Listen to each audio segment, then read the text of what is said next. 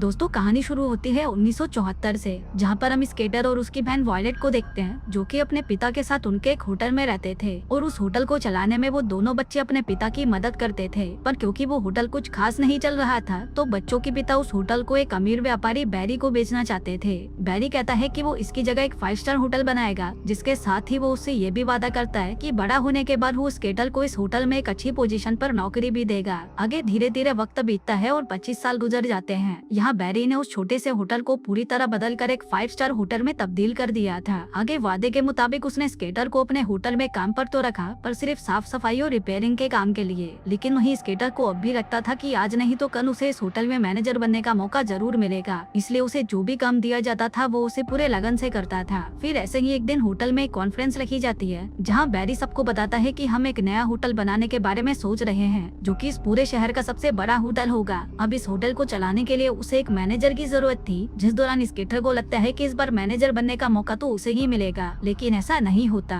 ये मौका मिलता है इस मिकी नाम के आदमी को, जो कि बैरी की बेटी का बॉयफ्रेंड था और जल्दी ही उससे शादी करने वाला था। अब इस बात से स्केटर को बहुत दुख होता है कि बैरी उसके पिता से किया हुआ वादा भूल चुका है। आगे स्केटर अपनी बहन वॉयलेट से मिलने जाता है, जिसके 2 बच्चे थे और उसका पति उसे छोड़कर जा चुका था, जिसके साथ ही वो जिस स्कूल में प्रिंसिपल की नौकरी करती थी वो स्कूल भी बंद होने वाला था, इसलिए वो एक जॉब इंटरव्यू के लिए दूसरे शहर जा रही थी। जिस दौरान वो स्केटर से कहती है कि दिन में तो मेरी दोस्त जिल मेरे बच्चों का ख्याल रख लेगी, बस रात में उनको तुम संभाल लेना, क्योंकि रात में उसको नाइट स्कूल में पढ़ने जाना होता है। आगे दिन में जिल आकर बच्चों की देखभाल करती है और फिर उसके जाने के बाद रात को जब स्केटर बच्चों को देखने आता है, तभी वो बच्चे उसे कहते हैं कि हमें पहले कहानी सुननी है, क्योंकि बिना कहानी के तो हम नहीं सोते। अब स्केटर वहाँ पर कहानियों की किताबें देखने लगता है, लेकिन जब उसे एक भी ढंग की किताब नहीं मिलती तो वो उनको अपने मन से ही कहानी सुनाने लगता है। कहता है कि एक बार की बात है, एक राज्य में एक बहुत ही होनहार योद्धा हुआ करता था, लेकिन राजा और उसके साथी उस पर विश्वास नहीं करते थे। राजा सिर्फ उसी पर विश्वास करता था जो उसकी चापलूसी करते थे और उसके आगे पीछे कुत्तों की तरह घूमते थे।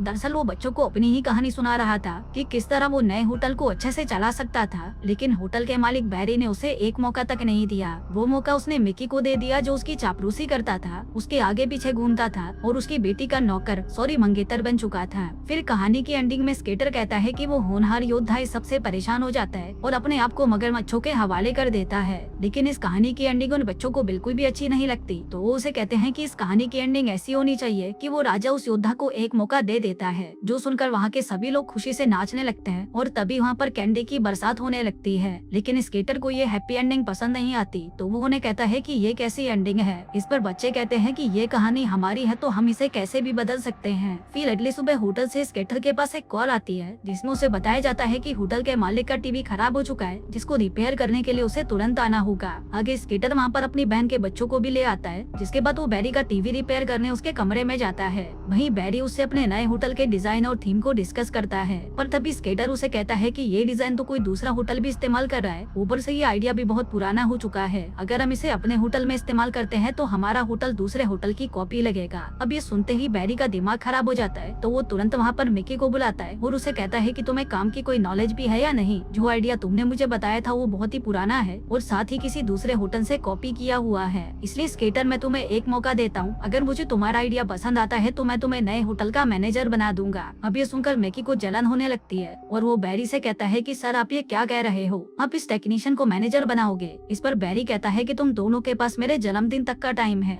मुझे जिसका भी आइडिया पसंद आएगा वो ही मेरे नए होटल का मैनेजर बनेगा। उधर दूसरी तरफ वॉयलेट अपने बच्चों को लेने होटल आती है और उन्हें अपने साथ घर ले जाती है। वहीं स्केटर भी नाश्ता गाता हुआ अपने घर की तरफ जा रहा था कि तभी अचानक उसकी गाड़ी बंद पड़ जाती है। अब इससे पहले वो कुछ समझ पाता, तभी आसमान से बहुत तेज कैंडी की बारिश शुरू हो जाती है, जो सिर्फ उसी पर बरस रही थी। पर तभी हम देखते हैं कि ऊपर एक कैंडी के ट्रक का एक्सीडेंट हो गया था, लेकिन स्केटर को लग रहा था कि उसकी कल रात वाली कहानी सच हो गई है, क्योंकि कहानी के हिसाब से उसके बॉस ने उसे एक मौका भी दिया है और फिर उसके ऊपर कैंडी की बरसात भी हुई है। इसलिए रात होते ही वो फिर से उन बच्चों के पास चला जाता है, वापस अपनी कहानी को सच करवाने के लिए, जहाँ इस बार कहानी में वो खुद को एक काउबॉय बताता है जो अपने लिए एक नया घोड़ा खरीदने आया है। इसी दौरान अस्तबल का मालिक उसे एक लाल कलर का घोड़ा जिसका नाम फरारी है, वो उसे ऐसे ही फ्री फ्री में दे देता है और इसी के साथ वो अपनी कहानी को यहीं पर खत्म कर देता है। पर तभी बच्चा कहता है कि नहीं मामा जी, कहानी ऐसे खत्म नहीं हो सकती, बल्कि कुछ ऐसा होना चाहिए कि एक सुंदर सी लड़की जिसके पीछे कुछ गुंडे पड़ जाते हैं, पर तभी आप वहाँ पर आते हो और जैसे तैसे करके उसे बचा लेते हो। जिसके बाद अब उस लड़की को उसके घर छोड़ने जाते हो। तभी वो लड़की आपको उसकी जान बचाने के बदले में कुछ देना चाहती है, लेकिन आप उसे मना कर देते हो और कहते हो कि अगर मुझे कुछ देना ही है तो $100 मिलियन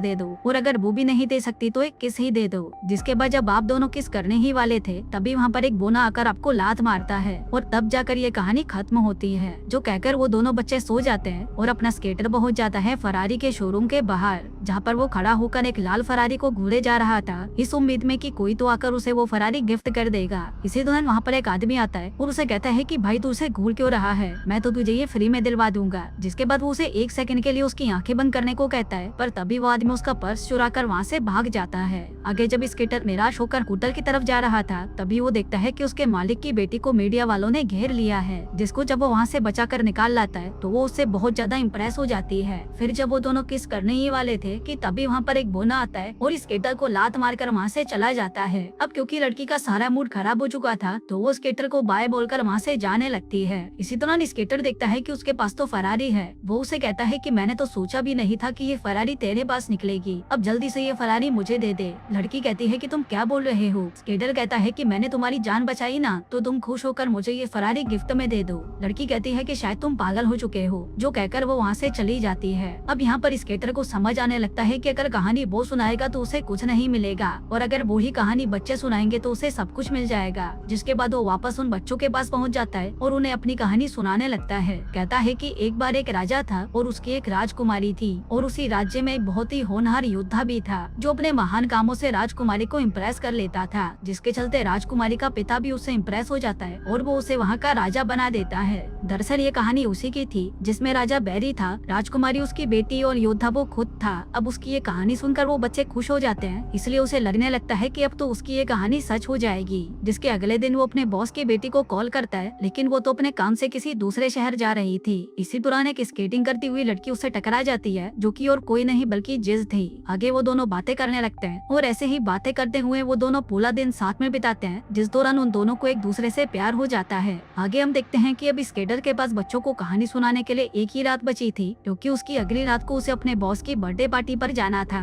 जहाँ पर उनको अपना आइडिया सुनाना पड़ेगा। आगे वो बच्चों को एक प्लेनेट की कहानी सुनाता है, जहाँ पर वो एक विलेन से मुकाबला करने जाता है। आगे इन दोनों के बीच में बहुत ही खतरनाक वाली लड़ाई होती है और अंत में ये लड़ाई स्केटर जीत जाता है। लेकिन अब बच्चों को इस कहानी का अंत पसंद नहीं आता, इसलिए उसकी भांजी बॉबी कहती है कि लड़ाई के बाद स्केटर पर आग का एक गोला आकर गिरता है और वो वहीं पर भस्म हो जाता है, जो सुनते ही स्केटर घबरा जाता है और वो उन्हें कहता है कि नहीं, ये कहानी का एंड नहीं हो सकता। लेकिन वो बच्चे उसकी एक नहीं सुनते और चद्दर तान कर सो जाते हैं। फिर अगली रात वो अपने बॉस की बर्थडे पार्टी में जाता है, जहाँ पर चारों तरफ आग ही आग थी, जिसको देखकर स्केटर बहुत ज्यादा घबरा जाता है। फिर थोड़ी देर बाद उन दोनों की प्रेजेंटेशन देने का टाइम भी आ जाता है। पहली बारी मिकी की होती है, जो उन सभी को गाना गाकर अपनी प्रेजेंटेशन सुनाता है, लेकिन उसका ये आइडिया किसी को भी पसंद नहीं आता। इसके बाद स्केटर की बारी आती है और वो सभी से कहता है कि पिछले हफ्ते मेरे भांजा भांजी इस होटल में रहने आए थे, जहाँ पर उनको सब कुछ नया सा लग रहा था और उनको यहाँ पर घर जैसी कोई फीलिंग नहीं आ रही थी। इसलिए हमें एक ऐसा होटल बनाना चाहिए जो हमें घर वाली फीलिंग दे, जहाँ पर हम जब तक रहना चाहे तब तक रह सके, और इसी वजह से हमारे क्लाइंट भी ज्यादा दिनों तक यहाँ पर रुक पाएंगे और हमारा प्रॉफिट भी ज्यादा होगा। अब क्योंकि ऐसा होटल उनके शहर में दूसरा और कोई नहीं था, तो बैरी को उसका ये आइडिया बहुत पसंद आता है और वो उसे अपने नए होटल का मैनेजर बना देता है। इसके बाद बैरी के केक काटने की बारी आती है, जो कि किसी ज्वालामुखी की तरह बना हुआ था और उसमें से आग निकल रही थी। अब ये देखकर स्केटर बहुत घबरा जाता है और वो उस आग को बुझाने में लग जाता है। वहीं ये सब देखकर बैरी को बहुत गुस्सा आता है और वो स्केटर को उसी समय फायर कर देता है। अब फायर शब्द सुनते ही स्केटर को समझ आता है कि ये फायर आग वाला नहीं था, बल्कि उसको नौकरी से निकालने वाला फायर था। फिर अगले दिन उसे पता चलता है कि जहाँ पर बैरी अपना नया होटल बनाने वाला है, वहाँ पर एक स्कूल है जहाँ पर उसके भांजा भांजी पढ़ते हैं। इसी दौरान उसे जेल मिलती है, जो कि उससे बहुत नाराज थी, क्योंकि उसे लग रहा था कि स्कूल की जगह होटल बनाने का आइडिया बैरी को उसी ने ही दिया है। उधर दूसरी तरफ बैरी शहर के कमिश्नर से कुछ बातचीत करने जाता है, जिस दौरान जेल उसे मिलती है और वो उसे स्कूल तोड़ने से मना करने लगती है, लेकिन बैरी उसकी एक नहीं सुनता और कमिश्नर से मिलने उसके पास जाता है। लेकिन तभी वो देखता है कि स्केटर वहाँ पर पहले से ही मौजूद था, जो कि कमिश्नर को स्कूल ना तोड़ने के लिए मना चुका था, क्योंकि वो कमिश्नर भी उसके बचपन की दोस्त थी। आगे वो बैरी से कहती है कि हमने तुम्हारी स्कूल तोड़कर होटल बनाने की परमिशन रद्द कर दी है और होटल बनाने के लिए हमने एक अच्छी लोकेशन भी ढूंढ ली है, जो कि बीच बीच के पास है। अब ये आइडिया बैरी को बहुत अच्छा लगता है और वो स्केटर को गले से लगा लेता है, जिसके बाद वो उनसे कहता है कि मिकी कुछ ही देर में स्कूल को ब्लास्ट करने वाला है, जिसको रोकने के लिए वो उसके पास कॉल भी करता है, लेकिन मिकी जानबूझकर उसका कॉल नहीं उठाता। तभी स्केटर जिल को लेकर तेजी से स्कूल की तरफ बढ़ने लगता है। आगे वो स्कूल की फेंसिंग तोड़कर अंदर आता है और मिकी की छाती पर एक लात की देता है, जिससे वो दूर जाकर गिरता है। अब अपने स्केटर की बहादुरी से जिल बहुत ज्यादा इम्प्रेस हो जाती है और उसे पकड़कर किस करने लगती है। इसके बाद हम देखते हैं कि आगे स्केटर अपने पिता के नाम पर खुद का एक होटल बनाता है, जहाँ पर वो मिकी को एक वेटर की नौकरी देता है। दूसरी तरफ होटल का कारोबार छोड़कर बैरी मेडिकल बिजनेस में चला जाता है। वहीं उसकी बेटी एक वेटर को सेट करके उससे शादी कर लेती है। अब उस भाई के लिए तो क्या ही बोले, उसकी तो जिंदगी बन चुकी थी। वहीं स्केटर भी जिल से शादी कर लेता है और सभी साथ में खुशी खुशी रहने लगते हैं। और दोस्तों इसी के साथ ही हो जाती है।